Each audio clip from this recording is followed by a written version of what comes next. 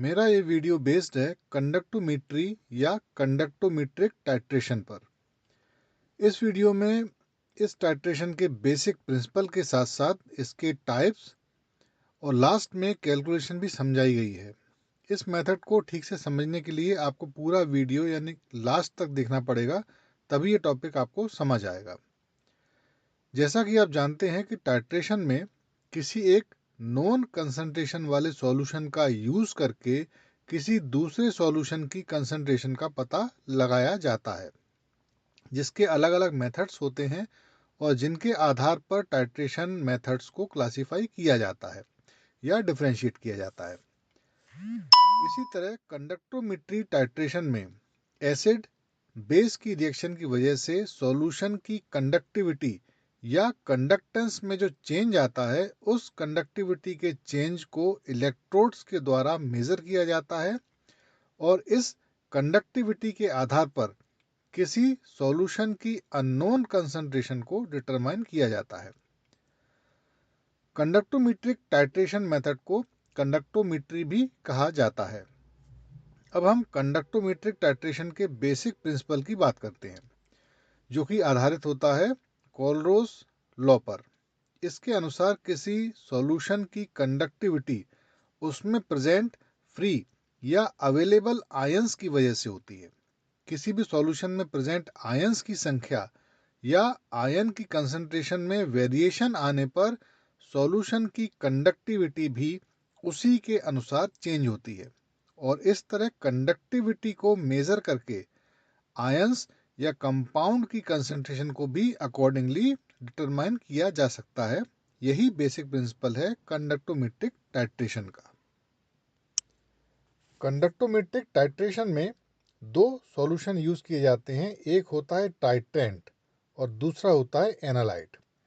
Analyte यानी जिसका analysis किया जाना है, यानी कि वो सॉल्यूशन जिसकी कंसंट्रेशन का हमें पता नहीं है या जिस सॉल्यूशन की कंसंट्रेशन का हमें पता लगाना है, वो सॉल्यूशन होता है एनालाइट। टाइट्रेंट वो सॉल्यूशन होता है जिसकी कंसंट्रेशन हमें पता होती है। अब आती है बात दोनों सॉल्यूशन के आयनिक नेचर की। तो अगर हम टाइट्रेंट के रूप में स्ट्रॉन्ग एसिड ले रहे हैं तो टाइट्रेंट में H पॉजिटिव आयन प्रेजेंट होंगे जो सॉल्यूशन की कंडक्टिविटी के लिए रिस्पॉन्सिबल होंगे। इसी प्रकार अगर टाइट्रेंट स्ट्रॉन्ग बेस है तो OH नेगेटिव आयंस रिस्पॉन्सिबल होंगे उस सॉल्यूशन की कंडक्टिविटी के लिए। और अगर कोई टाइट्रेंट कोई सॉल्ट है तो सॉल्ट के वाटर में डिसोसिएशन के बाद प्रोड्यूस होने वाले पॉजिटिव एंड नेगेटिव आयंस वो रिस्पॉन्सिबल होंगे उस सॉल्यूशन की कंडक्टिविटी के लिए। यही सेम कंडीशन इंप्लीमेंट होंगी एनालाइट सॉल्यूशन के लिए। यहाँ पर आपको पता होना चाहिए कि एसिड डिसोशिएट होकर H पॉजिटिव आयंस जनरेट करते हैं और बेस डिसोशिएट होकर OH नेगेटिव आयंस जनरेट करते हैं, जबकि सॉल्ट्स डिसोशिएट होकर पॉजिटिव या नेगेटिव आयंस जनरेट करते हैं, जो कि इस बात पर डिपेंड करता है कि सॉल्ट कौन सा है। अब इसी बात को थोड़ा एनिमेशन की हेल्प से समझते हैं। एनालाइट जो बड़े कंटेनर में लिया जाता है जिसकी कंसंट्रेशन अननोन है, इसमें पिपेट की सहायता से ऐड किया जाता है टाइट्रेंट जिसकी कंसंट्रेशन हमें पता होती है। यहाँ पर एक एग्जांपल से आपको समझाने का प्रयास किया गया है। मान लीजिए कि एनालाइट है HCl एंड टाइट्रेंट है NaOH, strong acid and strong base. Analyte titrant analyte में टाइट्रेंट को ड्रॉप वाइज ऐड करने के बाद एनालाइट सॉल्यूशन की कंडक्टिविटी को मेजर करते हैं और एक ग्राफ प्लॉट करते हैं।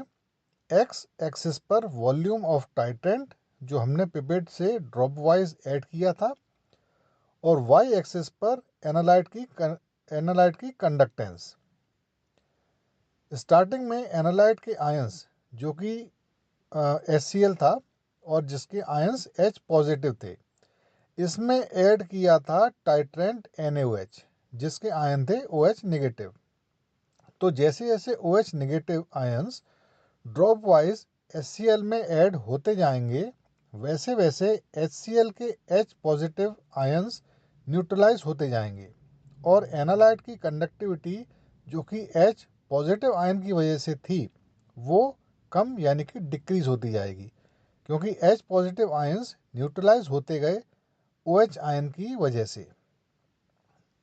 अब कुछ टाइम बाद जब सारे H पॉजिटिव आयंस न्यूट्रलाइज हो जाएंगे और एनालाइट की कंडक्टिविटी अपने मिनिमम लेवल पर पहुंच जाएगी, इसके बाद भी जब हम टाइट्रेंट यानी NaOH यानी कि OH नेगेटिव आयंस को कंटिन्यूसली ड्रॉप वाइज ऐड करते रहेंगे तो OH नेगेटिव आयंस की संख्या या OH आयन की कंसंट्रेशन इंक्रीज होने लगेगी और एनालाइट सॉल्यूशन की कंडक्टेंस फिर से बढ़ने लगेगी, क्योंकि पहले H पॉजिटिव आयन रिस्पॉन्सिबल थे कंडक्टिविटी के लिए, अब H पॉजिटिव आयंस के न्यूट्रलाइज हो जाने के बाद OH नेगेटिव आयंस रिस्पॉन्सिबल हो जाएंगे एनालाइट की कंडक्टिविटी के लिए। यहाँ पर जो स्टीप चेंज आया है ग्राफ में वो होता है एंड पॉइंट। इस पॉइंट पर हम टाइट्रेंट का वॉल्यूम यानी कि इस पॉइंट के आने तक पिपेट से हमने कितना टाइट्रेंट ऐड कर चुके हैं एनालाइट में, टाइट्रेंट का वह एडेड वॉल्यूम नोट कर लेते हैं और ये एडेड वॉल्यूम काम आता है फर्दर कैलकुलेशन के लिए। जैसे जैसे एसिड और बेस को ऐड करते जाते हैं उनके आयनिक कंसंट्रेशन में चेंजेस आते जाते हैं, और एक कंडीशन जिसमें सबसे ज़्यादा चेंज आता है कंडक्टिविटी में, उस पॉइंट को एंड पॉइंट कहते हैं और यही एंड पॉइंट यूज होता है कैलकुलेशन में। जैसा कि आपने एनिमेशन में देखा कि एंड पॉइंट को ग्राफिकल मेथड से निकाला था या डिटरमाइन किया गया था। जब टाइट्रेंट को एनालाइट में मिलाया जाता है तो कंडक्टेंस या तो इंक्रीज होती है या डिक्रीज होती है। ये डिपेंड करता है कि दोनों सॉल्यूशन के आयन में इंटरेक्शन या कोई केमिकल रिएक्शन हो रही है या नहीं। अगर दोनों सॉल्यूशन के आयन में कोई केमिकल रिएक्शन नहीं हो रही है तो टाइट्रेंट और एनालाइट के मिलाने पर ओवरऑल कंडक्टेंस बढ़ेगी, क्योंकि दोनों सॉल्यूशन के आयन जो हैं वो इलेक्ट्रिकल कंडक्शन में पार्टिसिपेट करेंगे और जिसके कारण कंडक्टेंस इंक्रीज होगी। अगर टाइट्रेंट और एनालाइट के आयंस एक दूसरे से रिएक्ट करेंगे या एक दूसरे के चार्ज को न्यूट्रलाइज करेंगे तो आयंस के न्यूट्रलाइजेशन की वजह से जो सॉल्यूशन है उसकी ओवरऑल कंडक्टेंस रिड्यूस होगी।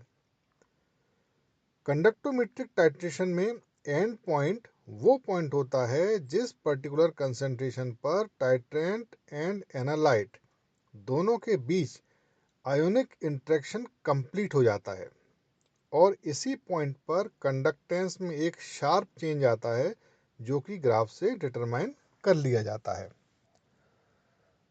कंडक्टोमेट्री में एंड पॉइंट डिटर्मिनेशन के लिए ग्राफ बनाया जाता है जिसमें एक्स एक्सिस पर टाइट्रेंट का वॉल्यूम और वाई एक्सिस पर कंडक्टेंस को लिया जाता है। ग्राफ में कंडक्टेंस को प्लॉट किया जाता है और जिस पॉइंट पर सबसे ज़्यादा चेंज हो वही पॉइंट ऑफ इक्विवेलेंस या एंड पॉइंट कहलाता है। अब एक एग्जाम्पल को लेकर इसे डिटेल में समझते हैं।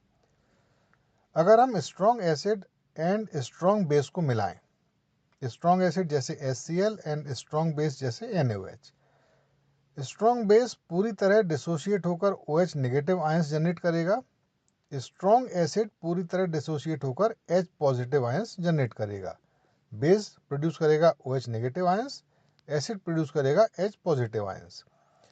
इनिशियली NaOH के सॉल्यूशन में OH नेगेटिव आयन की वजह से हाई कंडक्टेंस होगी, लेकिन जैसे जैसे NaOH में HCl मिलाते जाएंगे HCl के H पॉजिटिव आयंस NaOH के OH नेगेटिव आयंस को न्यूट्रलाइज करते जाएंगे और ओवरऑल कंडक्टेंस धीरे धीरे कम होती चली जाएगी।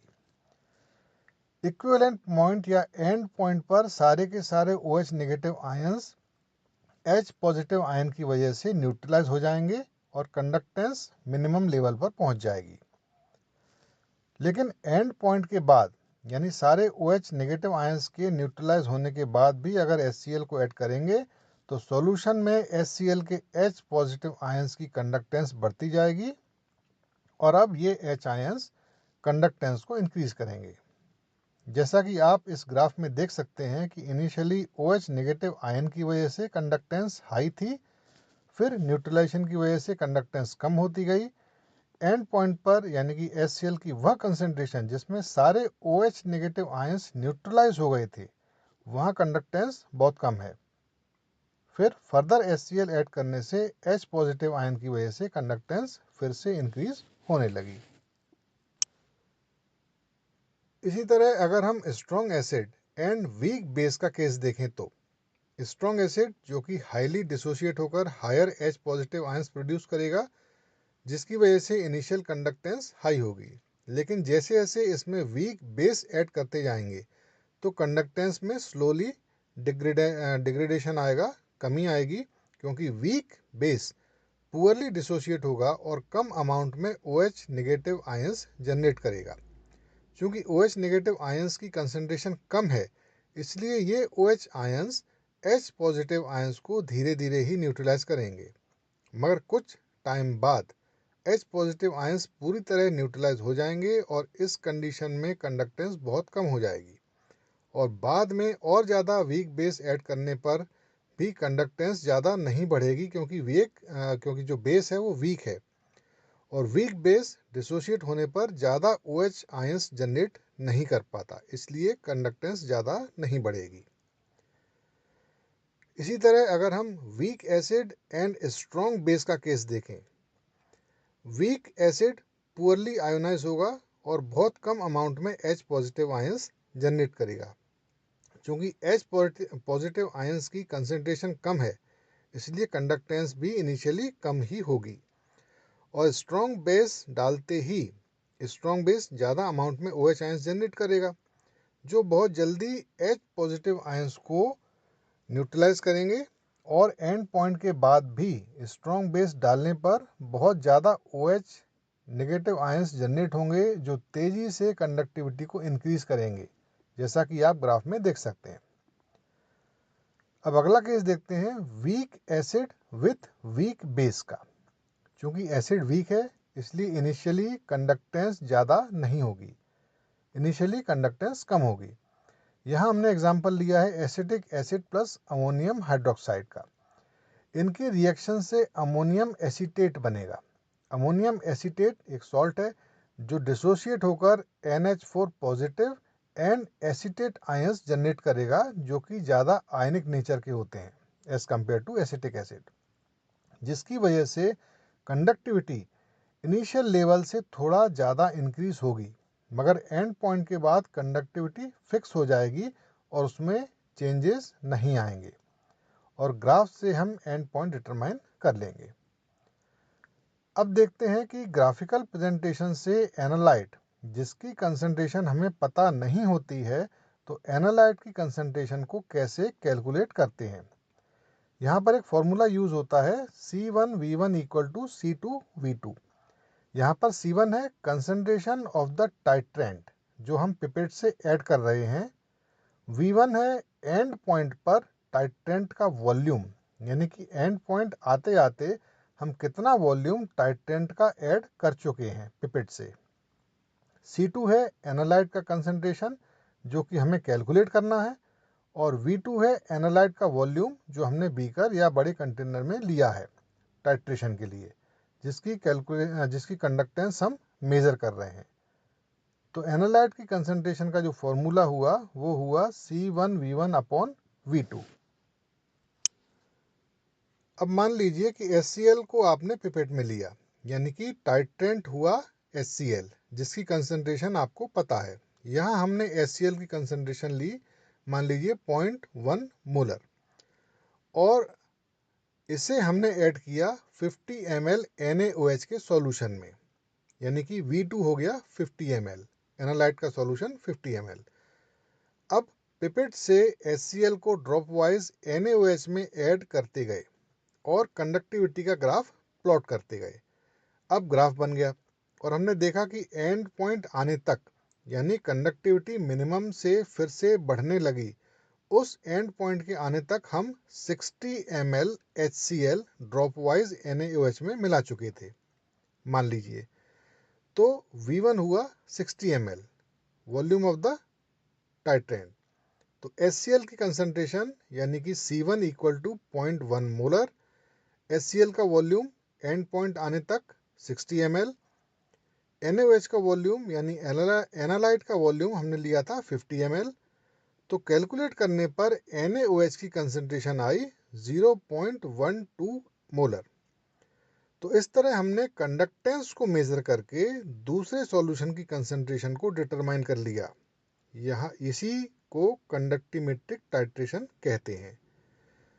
होप ये वीडियो आपको इन्फॉर्मेटिव लगा होगा, आपको पसंद आया होगा। Thanks for watching.